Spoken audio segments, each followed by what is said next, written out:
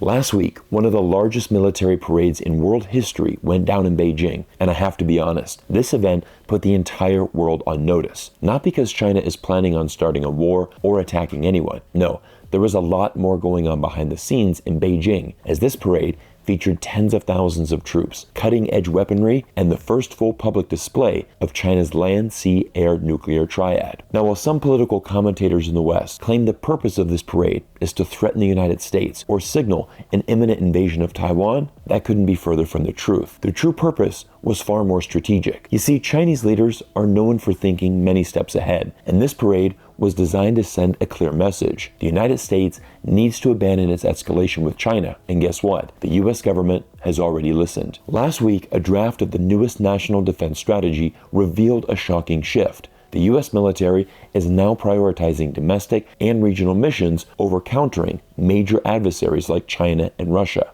Wow, that's interesting. A complete turnaround from the pivot to Asia strategy that started under the Obama administration over a decade ago. You see, for years we've been told in Western media that China is the biggest threat to the future of our world. But in reality, China remains the top trading partner for over 120 countries. China is securing more trade deals than the US under Trump's wild trade war, and China is positioning itself as a country of stability in a world of chaos. Quite honestly, this is an admission by the Pentagon that the United States cannot win a conventional war with China. Now, I know that's a bold claim, but it's not based on what we saw during Beijing's military parade. It's backed by numerous reports from the Pentagon itself. And in today's video, we're going to cut through the noise, break down what this parade truly signifies, show why the US is retreating from Asia, and explain why China's military has the upper hand. Everyone, let's dive in. You see, the main issue with Beijing's military parade is that Western media can't understand the meaning behind it. They want to flash videos of world leaders walking together in Beijing and spin it as a story that they are conspiring together to destroy the West. But the truth is, this parade carries a much deeper meaning than this narrative. You see, the title of this parade was the commemoration of the 80th anniversary of the victory of the Chinese People's War of Resistance against Japanese aggression and the World Anti-Fascist War. This marked China's victory in World War II over Japan, who launched an unprovoked invasion of the country. China paid an unfathomable price with tens of millions of lives lost in the battle against Imperial Japan. But in the United States, China's massive contribution to the war is often either ignored or downplayed. You see, the war in China started in 1937, 4 years before the US entered in 1941, and much of that fighting took place on Chinese soil. To the Chinese, this is painfully obvious. It's still within living memory for many, with entire families having been affected. Many Chinese have grandparents who either fought or were killed in the war. While this is well understood in China, it's largely forgotten or buried in the West, largely because of Japan's role as a key US ally during the Cold War. This altering of history has even reached the highest levels of Western political discourse. A glaring example is a recent statement by Kaja Kallas, Vice President of the European Commission. Her remarks perfectly illustrate how anti-Russian and anti-Chinese rhetoric has distorted the Western understanding of history. Russia was addressing China like, you and like Russia and China, we, fought the Second World War. We won the Second World War. We won the Nazism. And I was like, okay, that is something new. But then you can see, first you can, if you know history, then, it raises a lot of question marks in your head. But I can tell you nowadays people don't really read and remember history that much, which is that, you can see that they buy these narratives.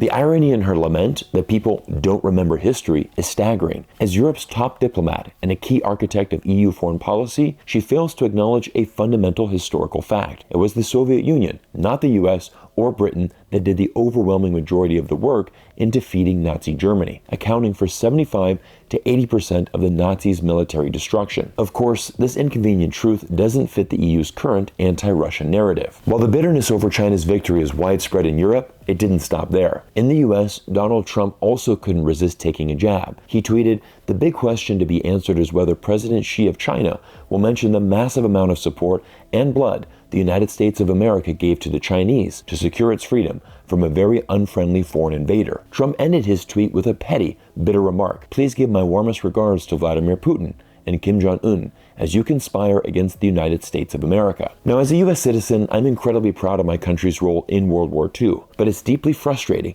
and disappointing to see this history twisted for modern-day political purposes. What could have been a moment for cooperation between the U.S. and China has instead been weaponized for a cheap political jab, one that is completely insulting, given that it was China that was invaded and shed far more blood than anyone else in defeating Japan. Trump's tweet is an attempt to claim the lion's share of credit for the war, even though China lost 20 million people, with some numbers putting the number up to 35 million. The Soviet Union sacrificed around 27 million lives, while the United States lost a comparative 400,000 soldiers. This is why knowing history is so crucial. The facts don't lie, and they undermine the political rewrites that are being pushed today to serve contemporary agendas. Not only has Western media misunderstood the historical context behind the parade, but they have also completely misinterpreted its purpose as a deterrent. Once again, the narrative being pushed by Western media is that this parade was an aggressive display aimed directly at the United States. But the US media refuses to acknowledge is that the very reason for China's military advancements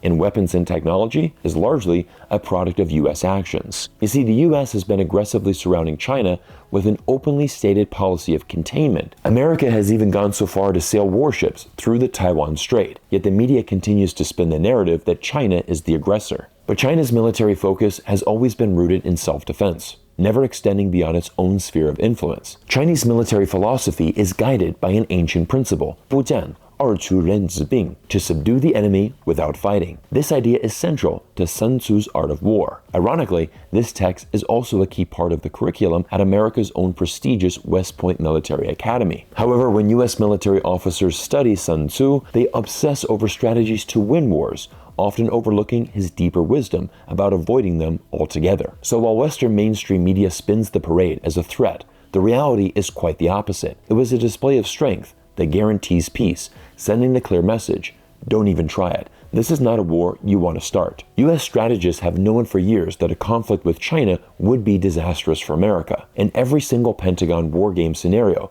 the United States is decisively defeated. In these simulations, America's missile stockpiles are exhausted in days, thousands of US servicemen are lost, and entire fleets of aircraft carriers and ships are wiped out, all without achieving any meaningful US objectives. This should be common sense. The US is thousands of miles away from China, while China would never fight a war outside its own territory. But despite this, numerous anti-China think tanks and war hawks, who are heavily incentivized by military-industrial interest, have pushed the idea of a realistic conventional war with China. But after seeing the scale of China's military advancements displayed in parades like this one, even the most ardent war hawks in Washington have been forced to confront the harsh reality. A war with China is not just unwise, it's virtually unwinnable. The evidence of a clear US defeat is simply too overwhelming to ignore, and as a result, the focus has shifted back to America's immediate sphere of influence, away from the fantasy of escalating a conflict with China. The military parade in China showcased a significant technological gap between China and the United States. You see, the main tools of the US military today are power projection through its fleet of 11 aircraft carriers and a relatively limited number of high-tech missiles and weapons. While these assets may be incredibly effective against much weaker militaries such as Iraq, they are simply not suited to contend with a 21st century great power. The war in Ukraine has already demonstrated the realities of the modern battlefield, which will be fought primarily through drones, electronic warfare, and advanced missile systems. These technologies are shifting the balance of power, with quantity overtaking quality. The advantage is going to countries that can mass-produce low-cost drones and missiles, rather than those who focus on building the most expensive state-of-the-art technologies. The US is lacking in two key aspects of modern warfare: the right type of weapons and the ability to produce them in large quantities. The US may have the best aircraft carriers, tanks, and helicopters in the world, but they are essentially useless in a conflict with China. Hypersonic missiles, launched in mass, would easily sink an aircraft carrier before it even gets close to China's shores. The most advanced tanks are powerless to being overwhelmed by a swarm of explosive suicide drones. This shift in technology was clearly demonstrated during the parade, where 80% of displayed equipment was shown for the first time in public. The People's Liberation Army displayed a wide variety of hypersonic missiles, from anti-ship missiles to long-range ballistic missiles. Also on display were a range of unmanned drones, including variants that were completely unknown in the West. In addition to offensive drones, China showcases its advancements in defense technologies, which are also well ahead of Western capabilities. The parade featured a number of jamming, anti-drone, and missile interception systems, including ship-mounted laser interceptors, and portable microwave systems designed to protect against large swarms of drones. These state-of-the-art technologies are ready for deployment, while in the West, they are still largely on the drawing board. Technologies like UAVs, unmanned underwater vehicles, and robotic ground platforms are areas where China isn't just catching up with the West, they're leading the way, creating a generational gap. This directly challenges the idea that China steals all of their technology. After all, how can the Chinese steal technology that the United States hasn't even invented yet? But beyond advanced technology, China also has the ability to mass produce these weapons in far greater numbers than the United States. With the world's largest manufacturing capacity, China accounts for 35% of global gross production, more than the next 9 largest manufacturers combined. In the event of a war, the industrial capacity can be redirected to the war effort, much like the United States did during World War II, when it was the undisputed manufacturing superpower of the world. But that manufacturing capacity has long been shipped overseas, and today, the US lacks the capability to sustain a prolonged conflict with China. Not to mention, the primary theater of any war between the two nations would be naval, as the world's largest ocean separates the two powers. That's why a powerful navy is absolutely critical. The numbers make it clear. The US is outmatched. According to the Center for Strategic and International Studies, China's shipbuilding capacity is 232 times greater than that of the United States. While US shipyards can produce 3 to 4 ships per year, China can produce 8 to 9 ships per month. There is simply no competition in terms of naval capabilities. As the mountain of evidence against the feasibility of war with China continues to grow, it's no surprise then that the United States has shifted its focus back to its own backyard. This move mirrors its recent policy of backing out of Ukraine, essentially dumping the burden of that war onto Europe. Instead, Trump's administration has revived the centuries-old Monroe Doctrine, asserting that all of North, Central, and South America is the United States domain. The U.S. has abandoned any pretense of adhering to a rules-based order or upholding human rights. Instead, it has fully embraced a 19th century mindset of imperialism, plundering other nations for resources and influence. Early on in the administration, there were threats to annex Greenland for its rare earth minerals and take control over the Panama Canal. The Trump cabinet even deployed plans for military strikes into Mexico to target drug cartels, despite explicit objections from Mexico to foreign intervention in its internal affairs. Most recently, the U.S. has focused its attention on Venezuela, openly pursuing regime change and forced access to the country's vast oil reserves. The United States has mobilized at least 8 warships and thousands of Marines to Puerto Rico and off the coast of Venezuela, essentially begging for an excuse to invade. U.S. forces have already carried out a deadly military strike on an alleged drug boat linking to the Tren de Agrua cartel, killing 11 people. Now, normally, the boat would have been seized or boarded by Border Patrol, and if drugs were found, the crew would face criminal charges. But now, the U.S. has become the judge, jury, and executioner, using its military to kill citizens of a foreign country without providing any proof of a crime. This is the current state of U.S. foreign policy, open warmongering, and a complete collapse of moral authority. And while we can all let out a sigh of relief that the threat of an all-out war with China seems to have receded, we're now confronted with increased militarization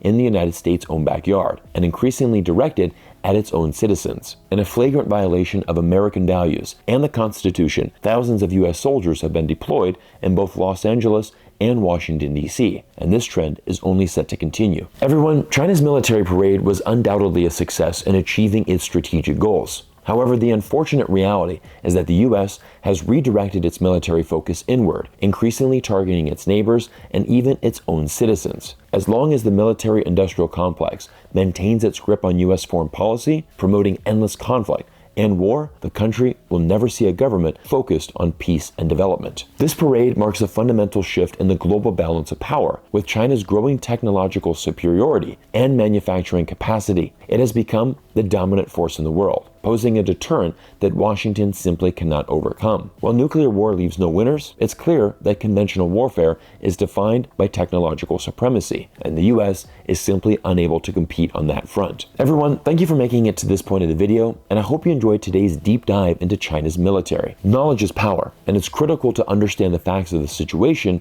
instead of blindly listening to the media for your insights into China. Once again, this military parade was a display of deterrence, and hopefully It's a deterrence that sees the United States and China never going to a full-scale war, because if that happens, it would be a total loss for all of humanity. Everyone, I want to thank you for making it to this point of the video, and thank you all for your incredible support. I look forward to seeing you all in our next video soon.